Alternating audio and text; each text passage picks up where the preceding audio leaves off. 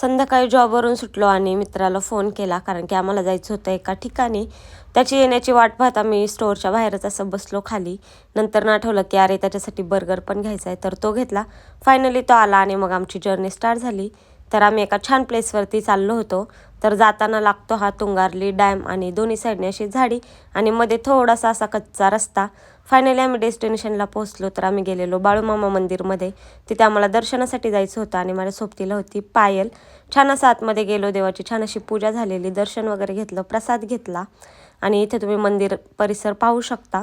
त्या मंदिराच्या बाहेर आल्यावरती तुम्हाला एवढा सुंदर नजारा पाहायला मिळतो, जो की आहे तुंगारली डॅम. आणि सुंदर असं मंदिर, सगळ्या साईडने डोंगरमध्ये असणारं पाणी आणि टेकडीवर असणारं सुंदर असं मंदिर.